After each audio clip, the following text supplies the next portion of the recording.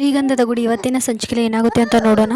ಈ ಕಡೆ ಹರಿ ಅವ್ರ ತಂದೆ ಮಾತು ಕೇಳಿಬಿಟ್ಟು ಅವ್ರ ತಂದೆ ಮಾತನ್ನು ಕೇಳಿ ಡ್ರಿಂಕ್ ಮಾಡಿ ಚಂದನ ರೂಮಿಗೆ ಬಂದುಬಿಟ್ಟು ಡೋರನ್ನು ಜೋರಾಗಿ ತಳ್ಳಿ ಒಳಗಡೆ ಬಂದು ಚಂದನ ಪಕ್ಕದಲ್ಲಿ ಮಲ್ಕೊಳ್ತಾನೆ. ಚಂದನ ಅದನ್ನು ನೋಡಿ ಹೆದರ್ಕೊಳ್ತಾಳೆ. ಹೆದರ್ಕೊಂಡ ತಕ್ಷಣ ಅಲ್ಲಿಂದ ಎದ್ದು ನಿಂತ್ಬಿಟ್ಟು ಚೀರಾಡಿ ಇಲ್ಲಿಗೆ ಹೇಗೆ ಮಲ್ಕೊಂಡಿದ್ದೀರಾ ಅಂತ ಕೇಳ್ತಾನೆ. ಅದಕ್ಕೆ ಹರಿ ಹೇಳ್ತಾನೆ, ನೀನು ನನ್ನ ಹೆಂಡ್ತಿ, ನಾನು ನಿನ್ನ ಪಕ್ಕದಲ್ಲಿ ಮಲಗಬೇಕು, ಈ ರೂಮಲ್ಲೇ ಮಲಗಬೇಕು ಅಂತ ಹರಿ ಹೇಳ್ತಾನೆ. ಅದಕ್ಕೆ ಚಂದನ ಎದ್ದು ಕಿರಿಚಾಡ್ತಾ ಅಣ್ಣ ಅಣ್ಣ ಅಂತ ಕಿರಿಚಾಡ್ತಾಳೆ. ಕಿರಿಚಾಡಿದ ತಕ್ಷಣ ಅಲ್ಲಿ ಅವ್ರ ಅಣ್ಣ ತಮ್ಮಂದಿರು ಎಲ್ಲರೂ ಬರ್ತಾರೆ. ಆಗ ಹರಿ ಹೇಳ್ತಾನೆ, ನಾನು ಇವಳ ಗಂಡ, ನಾನು ಇವನ ಪಕ್ಕದಲ್ಲೇ ಮಲ್ಕೋಬೇಕು, ನೀವೇನಕ್ಕೆಲ್ಲ ಬಂದಿದ್ದೀರಾ, ಹೋಗಿ ಹೊರಗಡೆ ಹೋಗಿ ಅಂತ ಕಿರಿಚಾಡ್ತಾನೆ ಹರಿ. ಅದಕ್ಕೆ ಅವರನ್ನು ಬಂದುಬಿಟ್ಟು ಅವನಿಗೆ ಜೋರಾಗಿ ಬಡಿತಾನೆ. ಬಡಿದ ತಕ್ಷಣ ಅವನು ಕೂಡ ಅವರಿಗೆ ಹರಿ ಕೂಡ ಅವ್ರ ಅಣ್ಣನಿಗೆ ಬಡಿಯೋದಕ್ಕೆ ಅಂತ ಮುಂದೆ ಹೋಗ್ತಾನೆ. ಹರಿ ಅಂತ ಜೋರಾಗಿ ಚೀರಿದ ತಕ್ಷಣ ಸುಮ್ಮನಾಗ್ತಾನೆ. ಆಗ ಅವನನ್ನು ಹೊರಗಡೆ ಕರ್ಕೊಂಡು ಹೋಗಿ ಬೇರೆ ರೂಮ್ಗೆ ಹಾಕಿ ಅಲ್ಲಿ ಚೆನ್ನಾಗಿ ಹೊಡೆದು ಅಲ್ಲೇ ಮಲಗಿಸ್ತಾರೆ.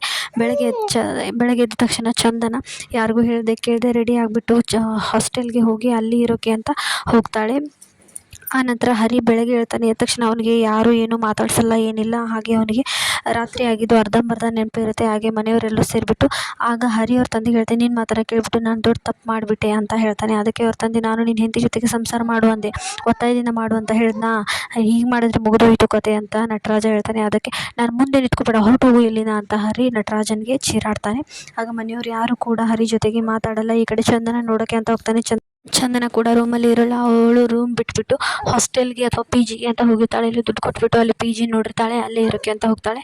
ಇದನ್ನು ತಿಳಿದ ಹರಿಗೆ ಏನು ಮಾಡಬೇಕು ಅಂತ ಗೊತ್ತಾಗಲ್ಲ. ಇಷ್ಟ ಆಗುತ್ತೆ ಇವತ್ತಿನ ಎಪಿಸೋಡ್ನಲ್ಲಿ. ನೆಕ್ಸ್ಟ್ ಎಪಿಸೋಡ್ಗಾಗಿ ಸಬ್ಸ್ಕ್ರೈಬ್ ಮಾಡಿ. Stay tune. ಬಾಯ್.